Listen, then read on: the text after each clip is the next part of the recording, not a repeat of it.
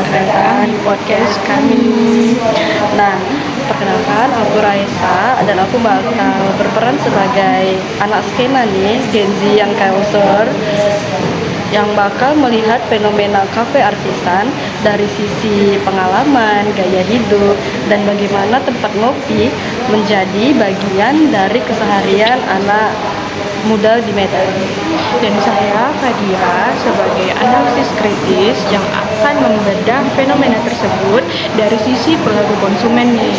Nah, jadi kita akan membahas apakah budaya nongkrong di kafe hanya sekedar tren atau ada makna yang lebih dalam seperti identitas, status sosial, dan bentuk dukungan terhadap UMKM lokal. Nah, topik yang bakal kita bahas ini adalah tentang skena and identity, membelah gaya hidup anak muda di Medan dan kafe artis.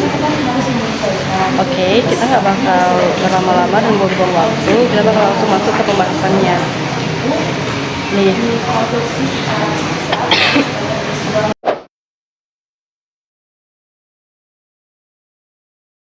nah, kita bakal bahas pertama tuh dari segi fenomena. Kalau kita lihat sekarang nih kan, perkembangan kafe artisan di Medan kan memang semakin berkembang, terutama di daerah yang banyak aktivitas mahasiswa seperti daerah Dr. Mansur atau mungkin Setiabudi. Banyak coffee shop hadir dengan konsep yang beragam dan berbeda-beda. Ada yang menawarkan tempat yang nyaman untuk belajar, ada juga yang fokus pada kualitas kopi, dan ada juga yang membuat suasana yang cocok untuk tempat berkumpul. Nah, kalau menurut aku nih Kak, sebagai Gen Z ya, hal ini tuh wajar karena kebutuhan kita sekarang kan udah mulai berubah ya. Kita tuh nggak cuma nyari tempat untuk beli minuman aja nih, tapi juga mencari tempat yang sesuai gitu dengan aktivitas dan karakter diri kita masing-masing. Oke, menarik nih pendapat Kak Esa. Jadi, dalam perilaku konsumen itu, keputusan pembelian nggak hanya dipengaruhi oleh kebutuhan fungsional, tetapi juga ada faktor psikologis dan sosial. Artinya, seseorang itu tidak hanya membeli kopi karena rasa haus ingin minum kopi, tetapi juga karena pengalaman yang ingin mereka dapatkan. Misalnya, seseorang itu membeli kopi di kafe tertentu karena tempatnya nyaman, pelayanannya yang baik, atau suasananya yang membuat mereka itu merasa membuat dirinya itu lebih produktif gitu. Nah, itu juga benar Kak. Misalnya nih mahasiswa yang mengerjakan tugas di kafe. Sebenarnya kan kalau misalnya kita telaah ya, mereka kan nggak harus ngerjain tugas-tugas itu kan di kafe. Kayak mereka ingin kerkom atau diskusi gitu kan. Tapi mereka bisa aja tuh ngerjain di rumah atau ngumpul di kos atau juga di kampus, di perpustakaan atau mungkin di joglo gitu kan. Tapi mereka tuh tetap lebih milih kafe. Nah, itu kan ada alasan di balik hal itu gitu. Dan alasannya mungkin kan karena suasana yang mereka dapatkan di kafe itu kan lebih beda sama suasana yang mungkin ada di rumah atau mungkin di tempat kos mereka. Nah, hal itulah yang sesuai dengan konsep actual stage dan decided stage. Jadi, actual stage itu adalah kondisi yang sedang dialami seseorang. Contohnya itu, seseorang membutuhkan tempat untuk belajar. Jadi, kafe itu menjadi jembatan antara kondisi sekarang dengan kondisi yang ingin dicapai. Nah, kalau misalnya nih kita bedah dan lihat dari sisi ekonomi, perkembangan kafe lokal juga kan memberikan dampak gitu kan Kak. Banyak usaha kafe lokal kan sekarang yang makin berkembang, kayak coffee shop and roastery lokal Medan seperti Cafe Artisan, Sumatera Coffee Corner. Nah, kan, Kak. Dan berbagai pelaku kopi lokal UMKM lainnya nih yang punya ciri khas mereka sendiri. Nah, hal itulah yang berkaitan dengan local pride. Ketika konsumen memilih produk lokal, mereka itu tidak hanya membeli produk itu, tetapi juga mendukung ekosistem ekonomi daerah. Ini sesuai dengan SDG 8, yaitu pekerjaan layak dan pertumbuhan ekonomi. Karena perkembangan UMKM dapat membuka peluang usaha dan lapangan pekerjaan. Oke Kak, kalau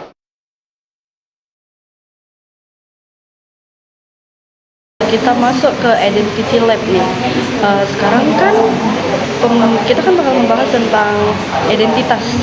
Nah, menurut aku nih, pilihan tempat nongkrong seseorang itu seringkali menggambarkan jati dirinya.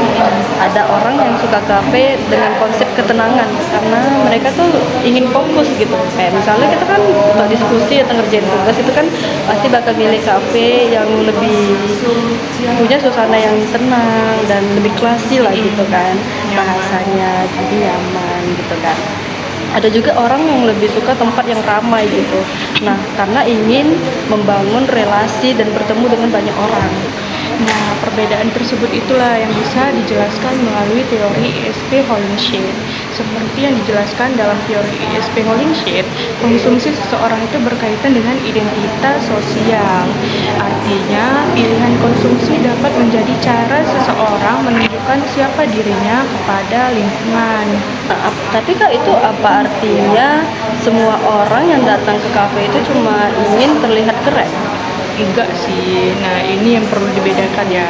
Konsumsi itu bisa memiliki banyak motif. Ada yang memang mencari kualitas dan kenyamanan, tapi ada juga yang dipengaruhi oleh keinginan untuk mendapatkan pengakuan sosial. Jadi dia kayak ingin kelas sosialnya itu naik di mata publik. Gitu ya kayak kalau menurut aku nih ya, media sosial kan juga punya pengaruh yang besar ya. Kayak sekarang kan banyak nih influencer-influencer, mahasiswa-mahasiswa Medan nih yang mengunggah fotokopi, kayak mereka datang ke kafe-kafe estetik terus diunggah gitu kan, terus interior-interior kafenya juga diposting, atau mungkin mereka memposting aktivitas mereka nih, kayak misalnya nih lagi nugas. Nah, kan banyak tuh kan anak-anak muda mahasiswa tuh ke kafe tuh sering bawa laptop. Nah, hal tersebut yang berkaitan dengan konsep digital extended self. Artinya, benda atau tempat yang digunakan seseorang dapat menjadi bagian dari identitas digitalnya. Ketika seseorang mengunggah foto, kayak yang Kakak bilang tadi, dia sedang belajar atau bekerja di kafe, itu secara tidak langsung dia membangun gambaran tertentu tentang dirinya ke media sosial. Nah, jadi bisa kita simpulkan bahwasannya kafe ini tuh bisa jadi tempat personal branding kita, bagaimana diri kita di sosial media juga tergantung tempat-tempat yang kita datangi gitu ya Kak. Iya benar, jadi itu bisa menunjukkan personal branding kita. Tapi nggak semuanya itu dalam arti yang negatif ya, karena manusia itu memang menggunakan simbol di sekitarnya untuk mengekspresikan siapa diri mereka sebenarnya. Jadi nggak selamanya itu bermakna negatif. Nah, selain itu juga kan Kak, ada faktor teman dan juga lingkungan. Kadang seseorang tuh memilih tempat tertentu karena lingkungannya juga suka tempat tersebut. Nah, itulah yang termasuk ke konsep independent self dan interdependent self. Independent self itu berarti keputusan berasal dari preferensi pribadi. Kalau interdependent self itu berarti keputusan dipengaruhi oleh hubungan dengan kelompok sosial. Jadi disinilah muncul konsep belonging, yaitu rasa memiliki dan merasa menjadi bagian dari lingkungan tersebut. Berarti bisa kita simpulin bahwasanya orang yang datang ke kafe atau seseorang yang datang ke kafe itu bukan karena cuma mau nikmatin kopinya, tapi juga karena ingin merasa diterima di situ. Benar Kak, jadi bukan sekedar hanya ingin menikmati kopi itu sendiri, tapi ingin diterima di lingkungan tersebut. Oke.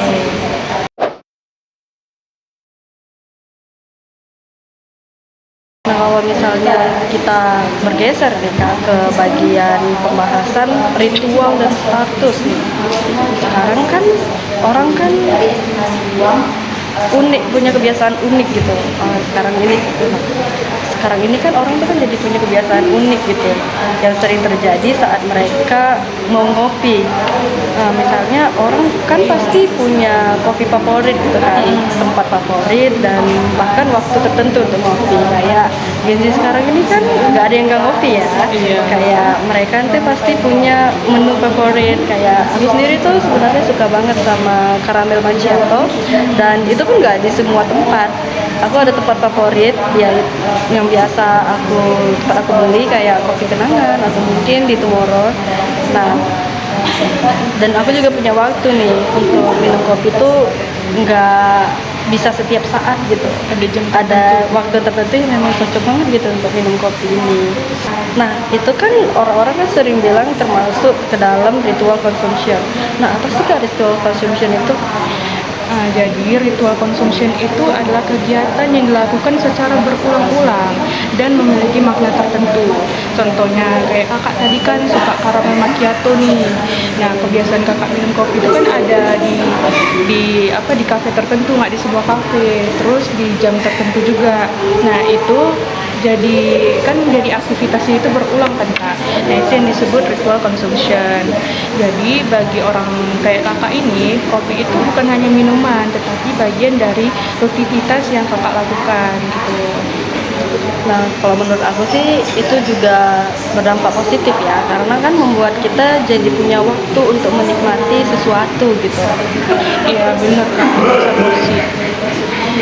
Ya bener kak, bisa positif, tapi tetap harus diperhatikan karena ketika sebuah ritual itu berubah menjadi kebutuhan untuk mengikuti tren, maka itu bisa jadi konsumsi yang berlebihan. Nah, yang itu tidak diperbolehkan. Nah, benar juga tuh Kak, karena kan kalau misalnya itu menjadi rutinitas yang terlalu sering juga kan bisa jadi konsumtif, kegiatan yang konsumtif gitu kan. Karena kan kita juga tahu kan kopinya kan juga kurang baik gitu ya untuk dikonsumsi setiap saat, berlebihan gitu. Ada harus dikontrol lagi deh kegiatan konsumtifnya ke hal yang lebih bermanfaat dan positif. Nah, kalau kita masuk ke perdebatan yang sering banget muncul nih Kak, apakah memilih specialty coffee atau kafe tertentu itu berkaitan sama kelas sosial? Menurut aku berkaitan ya, karena dalam konsep kelas sosial itu konsumsi memang dapat menjadi simbol. Pilihan seseorang terhadap produk tertentu itu bisa menunjukkan selera atau gaya hidup mereka. Ya, tetapi kita itu nggak boleh langsung menilai bahwa semua orang yang membeli kopi mahal itu hanya untuk menunjukkan kemewahan, menunjukkan status sosialnya yang tinggi gitu. Nah, karena kan Kak, ada beberapa orang tuh kan memilih kopi itu kan karena memang menghargai kualitasnya gitu ya. Mereka tuh nggak mau kopi yang apa ya, kayak em, kurang alami gitu. Benar kak, jadi hal ini tuh berkaitan dengan perbedaan quiet luxury dan flexing. Jadi kalau di quiet luxury itu lebih menekankan kualitas dan nilai tanpa harus menunjukkan kemewahannya. Tapi kalau di flexing itu dia lebih kepada menunjukkan kemampuan membeli sebagai kayak pengakuan sosialnya itu tadi, kayak pengen dilihat orang kalau dia itu hidupnya mewah gitu. Bisa beli kopi Starbucks gitu misalnya kan. Kayak atau mungkin ya sering ke kafe gitu. Iya, di posting. Nah, jadi ini bisa kita simpulin nih kalau misalnya yang penting itu bukan apa yang dibeli, tapi alasan kita membeli kopi tersebut. Benar, kayak gitu guys.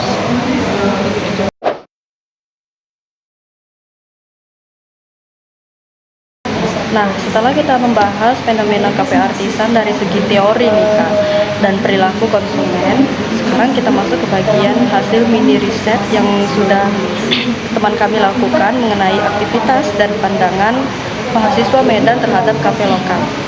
Nah, dalam riset ini mereka itu mencoba melihat alasan mahasiswa memilih sebuah kafe, kebiasaan mereka saat berkunjung, juga bagaimana mereka memandang perkembangan UMKM kopi lokal. Nah, jadi berdasarkan hasil survei dan wawancara yang telah dilakukan, jadi bisa kita lihat bahwa keputusan mahasiswa dalam memilih kafe itu nggak hanya dipengaruhi oleh rasa kopi, tapi ada banyak faktor yang mempengaruhinya. Jadi faktor utamanya itu yang menjadi pertimbangannya suasana tempatnya yang nyaman, terus harganya, kualitas produknya, terus fasilitas dan pengalaman yang diberikan oleh kafe tersebut. Nah, kalau dari sisi aku nih sebagai anak skena, hasil ini tuh cukup masuk akal.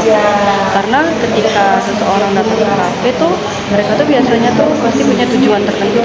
Kayak pengen nongkrong. Kalau kita nongkrong kan pasti kita nyari suasana yang nyaman nih untuk ngobrol-ngobrol sama teman. Atau mungkin kita ingin nugas sendiri misalnya, pasti kita nyari tempat yang memang banyak gitu orang kerja ke situ. Kayak contohnya tuh kayak work from cafe gitu ya, kayak yang punya space untuk orang kerja gitu. Atau mungkin kita mau perform, dan nanti kita juga butuh suasana yang tenang untuk diskusi. Nah, jadi sekarang itu udah jadi ruang yang multifungsi, yang nggak cuma tuh jadi tempat untuk beli kopi doang. Nah, hal ini itulah yang dapat dijelaskan melalui konsep AIO atau Activity, Interest, dan Opinion. Dari sisi activity-nya atau aktivitas mahasiswa di kafe itu tidak hanya untuk meminum kopi, Kak. Jadi juga mereka datang ke kafe itu untuk belajar, untuk mengerjakan tugas kelompok mereka. Ada juga yang untuk bekerja. Jadi iya, jadi juga melakukan pertemuan, bahkan membuat konten tuh biasanya influencer. Nah, dari sisi interestnya, mahasiswa mulai tertarik pada konsep kafe, kualitas kopinya, yang berbagai macam jenis kopinya, desain tempatnya yang menarik, estetik, serta cerita di balik produk yang mereka tawarkan. Terus di sisi opinion itu banyak mahasiswa memiliki pandangan bahwa memilih kopi lokal dapat menambah.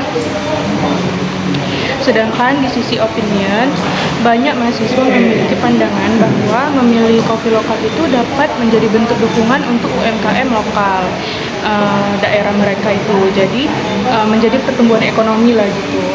Oke Kak, selain itu juga dari hasil wawancara juga terlihat tuh bahwa media sosial menjadi tempat yang berpengaruh dalam menentukan tempat kafe yang ingin mereka datangi nih, kayak Gen-Z sekarang. Karena kan banyak responden tuh mengetahui kafe itu dari rekomendasi teman atau konten. Kayak misalnya nih kafe-kafe yang estetik gitu kan, pasti banyak sekarang budaya posting makanan atau kopi atau mungkin interior kafe gitu kan, yang jadi membuat mereka tuh tertarik gitu untuk datang ke sana. Dan juga kan kayak konten-konten influencer, kayak mereka buat konten review gitu, review minuman yang ada di situ, gimana harganya dan suasananya itu cocok untuk apa gitu. Nah, dan ini tuh menunjukkan bahwa pengalaman seseorang di kafe itu sekarang ini nggak berhenti ketika mereka meninggalkan tempat tersebut, tapi tetap berlanjut melalui media sosial. Nah, benar. Jadi ini juga berkaitan dengan konsep digital extended self. Ketika seseorang membagikan foto mereka yang sedang ngopi di kafe itu, membagikan interior kafenya atau aktivitas mereka, itu secara tidak langsung mereka sedang membangun representasi mereka terhadap dunia digital nih. Jadi pengalaman konsumsi itu menjadi bagian dari identitas diri mereka.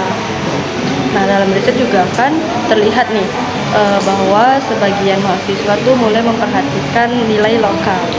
Kayak mereka tuh merasa lebih bangga gitu ketika membeli produk dari usaha lokal karena merasa ikut mendukung perkembangan ekonomi di daerah-daerah tertentu. Misalnya dengan memilih coffee shop atau roastery lokal Medan yang memiliki ciri khas sendiri gitu. Kayak mereka tuh punya historis yang mereka bangun dan image yang mereka bentuk. Nah, hal itulah yang berkaitan dengan consumer environmental stewardship, yaitu kesadaran konsumen bahwa keputusan pembelian mereka itu memiliki dampak sosial dan ekonomi. Konsumen itu nggak hanya bertanya apakah produk ini produk yang saya sukai, kopinya itu enak, tetapi juga apakah pilihan mereka itu memberikan dampak positif. Jadi hal ini tuh sesuai dengan SDG 12 yang tentang konsumsi dan produk. Nah, jadi hal ini tuh sesuai dengan SDG 12 tentang konsumsi dan produksi yang bertanggung jawab. Artinya, konsumen tetap boleh menikmati tren kopi, tetapi perlu menghindari konsumsi yang berlebihan hanya karena mengikuti gaya hidup untuk terlihat mewah di media sosial. Oh, berarti nggak boleh sampai mereka ini jadi konsumsi yang berlebihan gitu ya. Jadi berkelanjutannya juga harus dipikirkan gitu gimana. Nah, jadi dari hasil riset ini tuh kami bisa melihat bahwasannya perilaku mahasiswa terhadap kopi artisan itu nggak hanya tentang tren, tapi juga tentang identitas, pengalaman, dan bagaimana mereka memilih produk yang sesuai dengan nilai yang mereka inginkan. Benar, jadi dalam strategi pemasaran, kita dapat melihat posisi sebuah kafe itu melalui perceptual map-nya. Perceptual map membantu melihat bagaimana konsumen mempersepsikan suatu brand berdasarkan atribut tertentu. Dalam kasus kafe artisan ini, kita menggunakan dua atribut, yaitu estetik tempatnya, terus juga kualitas rasa yang mereka tawarkan. Nah, jadi ada kafe yang mungkin unggul karena tempatnya sangat menarik. Benar, jadi ada kafe yang memang memiliki nilai estetika yang tinggi karena desain interiornya menarik di mata Gen Z. Terus nyaman juga kan untuk belajar, bekerja, dan cocok untuk aktivitas sosial maupun membuat konten. Namun ada juga kafe yang lebih kuat di sisi kualitas rasanya karena fokusnya itu pada biji kopinya, terus teknik penyeduhan dan pengalaman minum kopi si pembuat kopi tersebut. Nah, berarti posisi terbaik adalah ketika kita mampu menggabungkan konsep keduanya. Benar, jadi konsumen itu sekarang nggak hanya mencari tempat yang bagus atau kopi yang enak aja, tapi mereka itu juga mencari pengalaman yang lengkap. Karena itu UMKM kopi perlu memahami bahwa produk, suasana, dan nilai brand itu harus berjalan bersamaan. Jadi tidak boleh ada yang hanya rasa kopinya itu enak tapi ternyata tempatnya biasa aja, kayak nggak menarik di mata Gen Z. Terus ada pun juga sebaliknya yang tempatnya itu ternyata tempatnya memang estetik tapi rasanya itu biasa aja, nggak sesuai sama harga yang mereka berikan. Jadi harus berjalan bersamaan. Nah, jadi dari hasil riset ini kan kita bisa melihat ya bahwasannya perilaku mahasiswa Gen Z Medan ini terutama terhadap kafe artisan bukan hanya tentang tren, tapi juga tentang identitas, pengalaman, dan bagaimana mereka memilih produk yang sesuai dengan nilai mereka.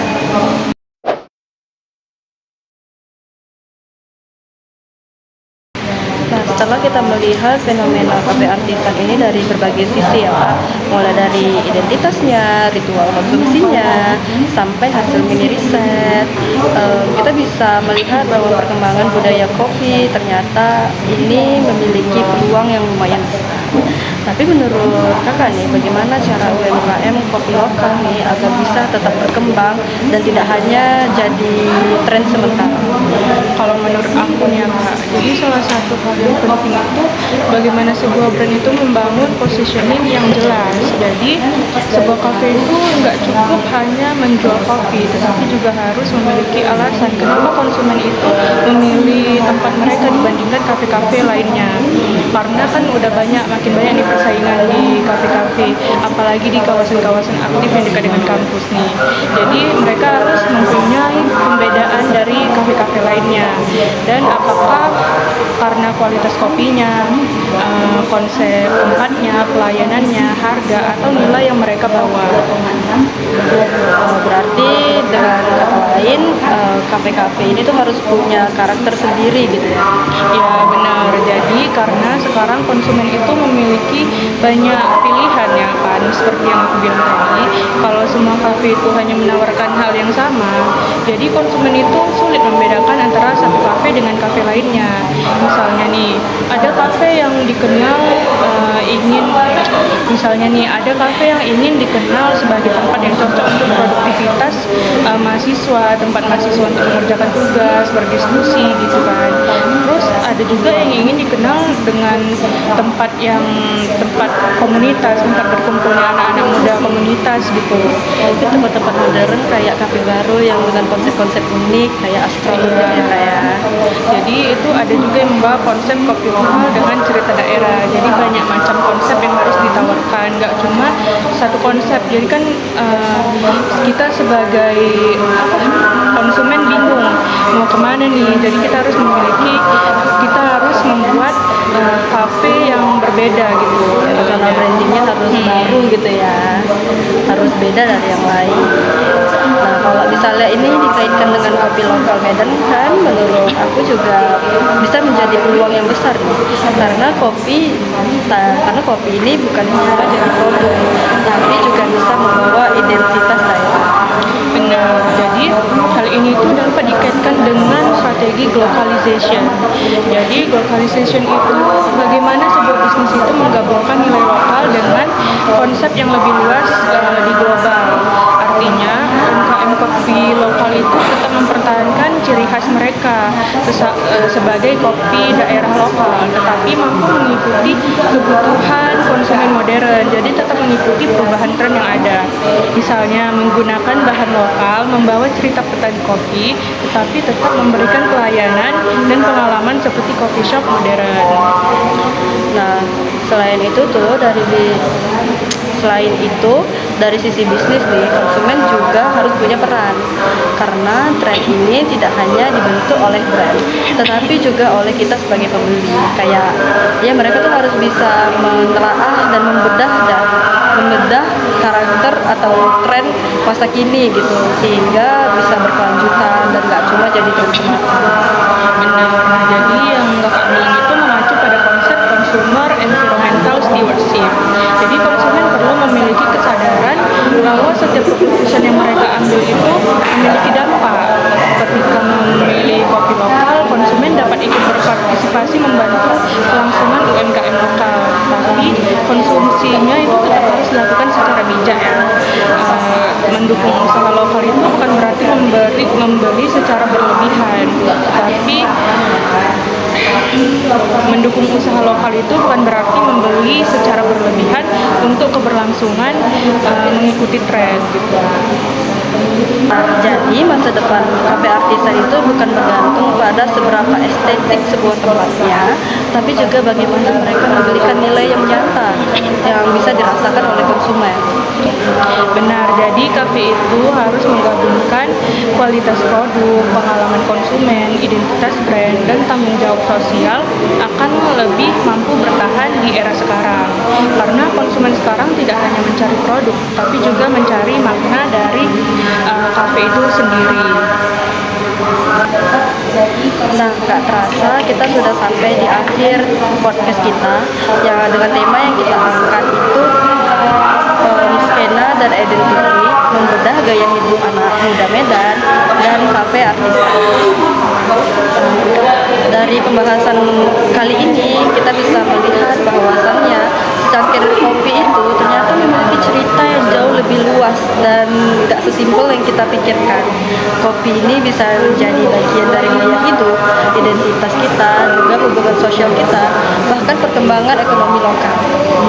Nah, dan dari sisi perilaku konsumen, kita belajar bahwa setiap keputusan pembelian itu memiliki alasan.